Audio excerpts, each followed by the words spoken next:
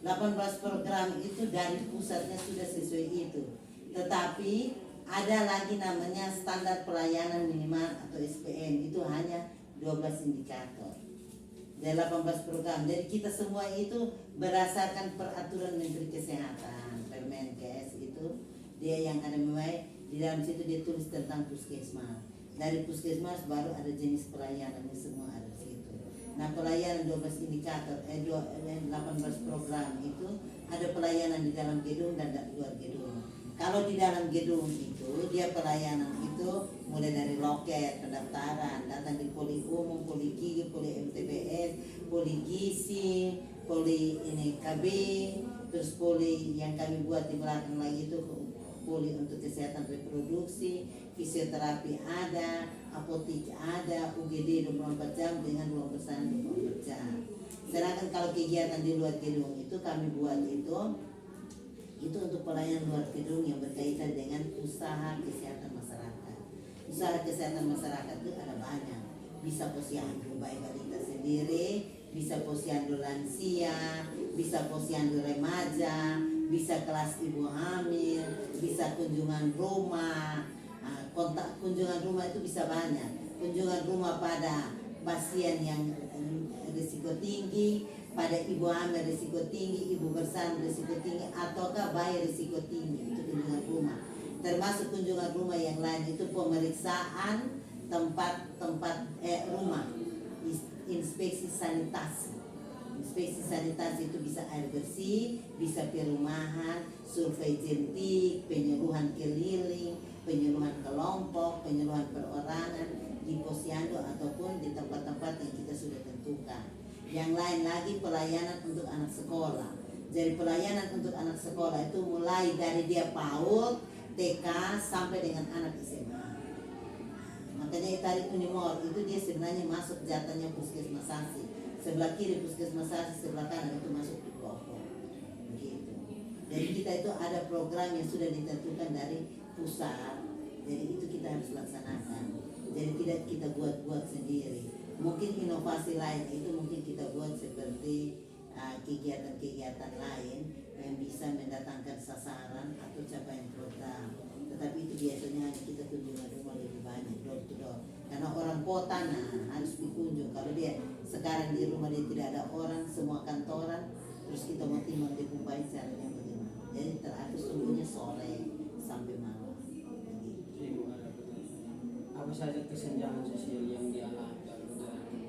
Kesenjangan sosial ini kan sebenarnya pelayanan kesehatan itu banyak faktor, bukan hanya dari kita dan bukan hanya dari dinas kesehatan. Jadi itu bisa dalam instansi terkait, misalnya dari lintas sektor, dari kecamatan, dari kelurahan, lintas sektor seperti stunting itu kan banyak dinas-dinas yang harus berperan. Yang pertama itu bisa dinas PUPR, itu bagaimana dilihat sanitasi rumahnya layak huni tidak. Terus dia punya gizi itu penggunaan pekarangan, itu pertanian sebenarnya, perikanan, peternakan, itu mereka sebenarnya masukkan. Tapi selama ini kegiatan-kegiatan kesehatan itu banyak kita yang bekerja sendiri tanpa ada dukungan. Kalaupun ada dukungan juga itu dia hanya sebentar. Memang dukungan itu mungkin pada saat rapat saja, baru Linsek diundang untuk mereka kegiatan. Tapi untuk action di lapangan itu selama ini semua orang kesehatan. Contoh stunting itu sebenarnya bukan haknya kita. Kita hanya pelayanan, mengukur tinggi panjang badan, masukkan dalam aplikasi, muncul dia data stunting atau tidak. Dari stunting atau tidak itu baru intervensi. Intervensi ini semua pihak bekerja, termasuk PKK, termasuk orang Pemda dan kita yang selama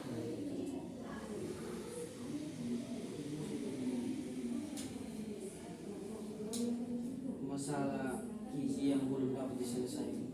Masalah gizi yang belum selesaikan itu stunting. Tetapi kemarin kita stunting untuk puskesmasasi itu dari 14% kita turun menjadi 11,2%.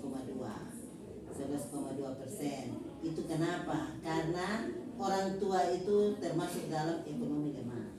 Artinya dia ekonomi lemah, jadi dia tidak ada uang, dia tidak ada kelola lahan karena air bersihnya tidak ada, air kurang, sudah mulai kering. Jadi dia tidak bisa menggunakan itu keterangan yang ada. Kalau misalnya kita hanya kasih bantuan dalam bentuk PMT, tidak bisa. Karena PMT itu ada di waktu. PMT ada waktu, PMT itu ada komposisi untuk anak. Nah, orang tua di rumah ini kan dia maunya hanya terima saja. Kalau dia tidak mau usaha, anak stunting bagaimana? Memangnya petugas harus tugas makan dia tiap hari? Kan tidak. Berarti kendalanya dari pihak orang. Iya, dari makanya ekonomi keluarga, bukan pihak orang tua. Ekonomi keluarga. Karena kadang-kadang dia dititipin di dia nenek, iya toh, nenek jalan, nenek berjual, lepas itu anak akhirnya dia pemakan minum. Pagi hanya kasih super mie, tidak ada nilai gizi. Program kasihan yang sudah dilakukan ini sudah menjawab kebutuhan masyarakat. Kalau kita punya menjawab kebutuhan masyarakat itu kita harus lihat di hasil capaian program. Kalau capaian program itu dia misalnya dari Januari sampai Agustus dia harus sudah 60%, berarti kita harus lihat targetnya kita dulu. Jadi target itu diberikan dari pusat, terus kita melaksanakan kegiatan. Capaian target itu dilihat dari PKP-nya kita, peningkatan kinerja puskesmas itu baru lihat, kita bisa lihat apakah dia masyarakat itu sudah sesuai atau tidak. Misalnya contoh, kita pelayanan kepada ibu hamil. Pelayanan kepada ibu hamil itu harus 6 kali pelayanan minimal selama dia hamil. Tetapi berjalannya waktu itu ada kriteria-kriteria yang harus kita nilai. Jadi nanti itu muncul mau ada kesenjangan dan tidak, itu di PKP hasil capaian kinerja. Ya. Pertanyaan terakhir, teknologi apa saja yang digunakan untuk melancarkan program masyarakat? Jadi selama ini teknologinya itu kita hanya berbasis aplikasi. Jadi berbasis aplikasi, ada beberapa program yang kita kirim laporan hasil kegiatannya online. Dan kita teknologi yang mendukung di sini kita ada namanya, kita hanya pasang wifi.